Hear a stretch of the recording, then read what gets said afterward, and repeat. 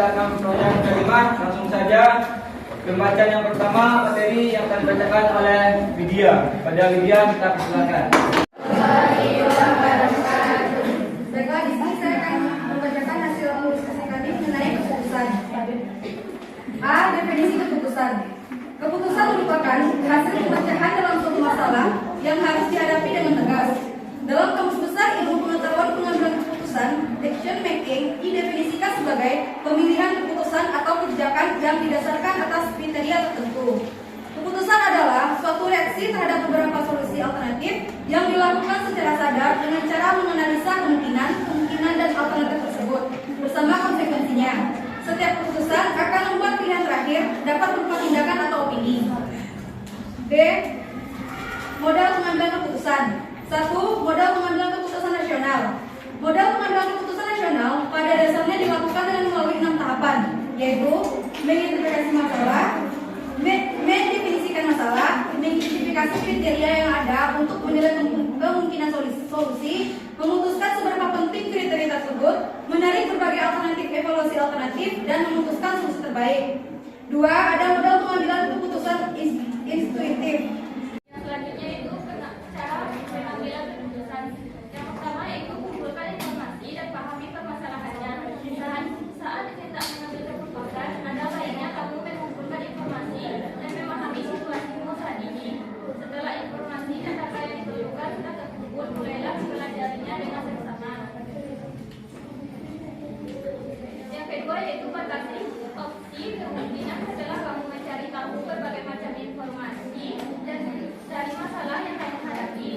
Solusi yang telah dirumuskan. Yang ketujuh, jaga emosi. Sebelum berani mengambil keputusan, kamu sebaiknya juga tidak melewati cara mengambil keputusan selanjutnya, yaitu dengan menjaga emosi. Hal ini karena siapapun yang mengalami situasi emosional dapat berisiko menimbulkan masalah. Yang kedelapan, jaga pikiran. Saat kamu berhasil menjaga emosimu dengan baik, maka cara mengambil keputusan lainnya yang perlu dipikirkan adalah dengan menjaga pikiran juga. Hal ini karena pikiran yang positif akan mendatangkan kemungkinan hal yang baik bisa terjadi. Seringkali kekuatan pikiran yang baik mampu membawa kamu ke keadaan yang lebih baik karena tersugesti oleh diri sendiri. Yang kesembilan, terakhir.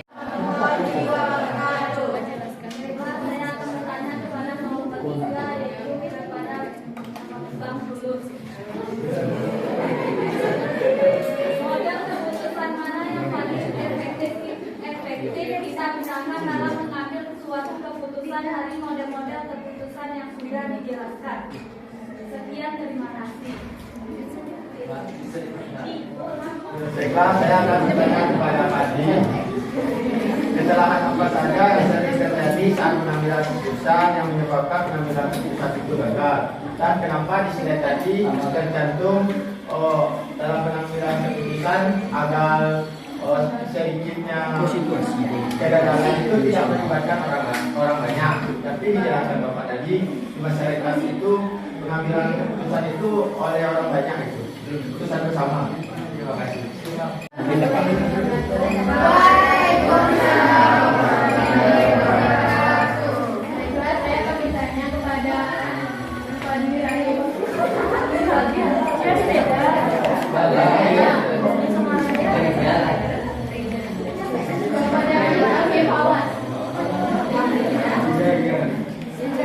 Apa yang harus Anda lakukan ketika Anda menjadi titik tengah di sebuah keputusan?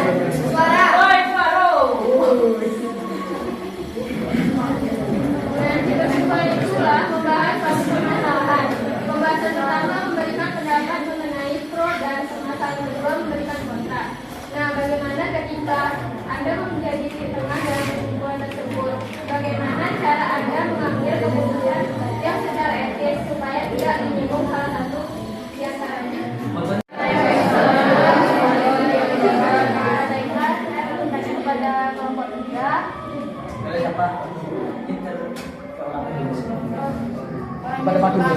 Kepada Matulus, Pak.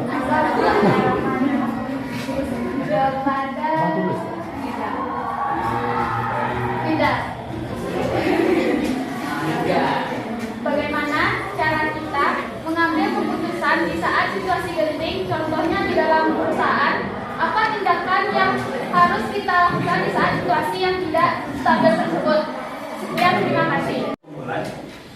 Di perkumpulan itulah membahas suatu permasalahan. Pembahasan pertama memberikan pendapat mengenai pro, dan permasalahan kedua memberikan kontra. Nah, bagaimana ketika Anda menjadi titik tengah dalam percakapan tersebut? Bagaimana cara Anda mengambil keputusan yang secara itu supaya tidak menyinggung salah satunya di antara mereka? Baik, di sini kan saudari Mutia bertanya kepada saya sebagai titik tengah dari dua permasalahan, yaitu pro dan kontra. Pro itu adalah setuju dan kontra itu adalah tidak setuju. Jadi di dalam kita mengambil keputusan antara pro dan kontra suatu permasalahan antara dua orang, kita harus mendengarkan kedua belah pihak. Apa yang membuat satu belah pihak itu membilang pro atau setuju? Coba dengar dulu jawaban kenapa suatu kejadian atau pembahasan itu dibilang pro. Dan kita juga mendengarkan pihak kedua, kenapa pihak kedua membilang itu kontra atau tidak setuju tentang permasalahan itu. Jadi dalam keputusannya kita membulatkan antara kontra dan pro itu dalam satu titik, yaitu mengambil kesimpulan antara yang setuju tidak setuju. Mungkin dalam suatu kegiatan mungkin ada itu. Saya akan mencoba menjawab pertanyaan dari Santri. Model keputusan mana yang paling efektif digunakan dalam mengambil suatu keputusan dari model-model keputusan yang sudah dijelaskan? Sebelumnya kita harus paham dulu beberapa model-model keputusan, model-model dalam pengambilan keputusan. Yang pertama itu ada model pengambilan keputusan rasional. Nah, model pengambilan keputusan rasional dasarnya kan ada melalui 6 tahapan. Pertama itu mendefinisikan masalah, kriteria yang ada, memutuskan seberapa penting kriteria tersebut, kemudian menarik berbagai alternatif, kemudian evaluasi alternatif, kemudian memutuskan solusi terbaik. Nah, menurut kami dalam pengambilan keputusan secara rasional itu bisa digunakan dalam misalnya masalah yang perlu dimusyawarahkan. Contoh seperti yang Pak bilang tadi, dalam menerapkan aturan produksi terhadap satu masalah kesehatan. Nah, tidak bisa hanya satu atau menteri kesehatan saja yang mengambil keputusan, atau kepala rumah sakit saja, atau pokoknya salah satu orang tidak bisa dalam mengambil keputusan, maka dimusyawarahkan dengan orang lain atau lintas. Baiklah, coba jelaskan kenapa seseorang yang mengalami situasi emosional dapat beresiko menimbulkan masalah dan berikan contoh dalam kehidupan. Perkenalkan, nama saya Kusminita. Saya akan bertanya kepada kelompok penyaji.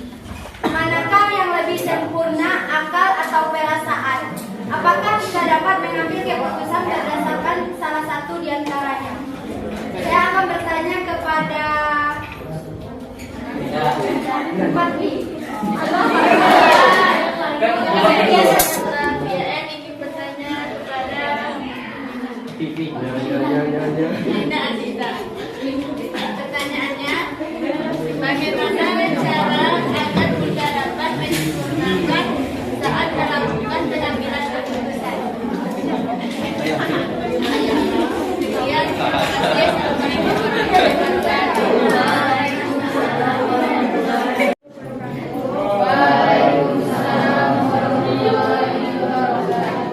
Baiklah, saya akan mencoba menjawab pertanyaan dari KPN, yaitu bagaimana caranya agar kita dapat menyempurnakan saat melakukan pengambilan keputusan. Yang pertama, dengan cara memperkuat kesadaran terhadap situasi. Pada dasarnya, kesadaran terhadap situasi adalah kemampuan mengetahui peristiwa yang terjadi. Yang kedua, secara sadar memilih cara mengambil keputusan. Ada beberapa pendekatan yang dapat Anda gunakan untuk mengambil keputusan. Bagi pengambil keputusan, Anda harus menggunakan pendekatan ini sesuai kondisi yang menghadapi pengambil keputusan. Ketiga, menggunakan proses yang baik. pertanyaannya yaitu, kenapa seseorang yang mengalami situasi emosional dapat berisiko menimbulkan masalah dan berikan salahnya dalam kehidupan? Karena emosional dapat menciptakan stres berlebihan dalam hidup kehidupan Anda.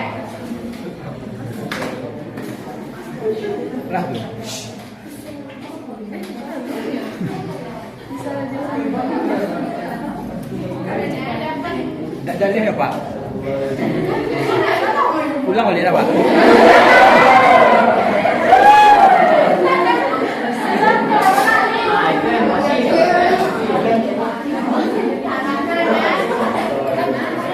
Karena emosional dapat memberikan dampak aktif yang cenderung menciptakan stres berlebih dalam tubuh dan pikiran Anda.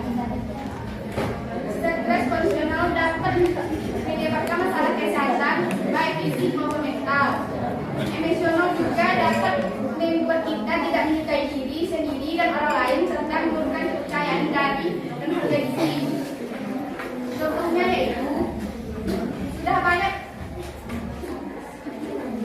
yaitu jika kita marah bisa meningkatkan tekanan darah tinggi. Semakin kita marah maka akan semakin besar resiko tekanan darah tertinggi dalam tubuh.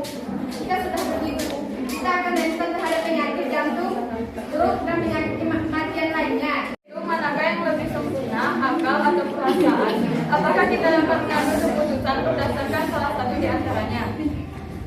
Terdapat beberapa jenis pengambilan keputusan dalam pembahasan akal atau hati yang menjadi objek pertanyaan sehingga kita tidak dapat memandang seluruhnya dengan satu pandangan tunggal. Mengingat posisi pembahasan sangat berbeda dan setiap ucapan memiliki tempat tersendiri-sendiri. Kita dapat mengambil keputusan berdasarkan salah satunya.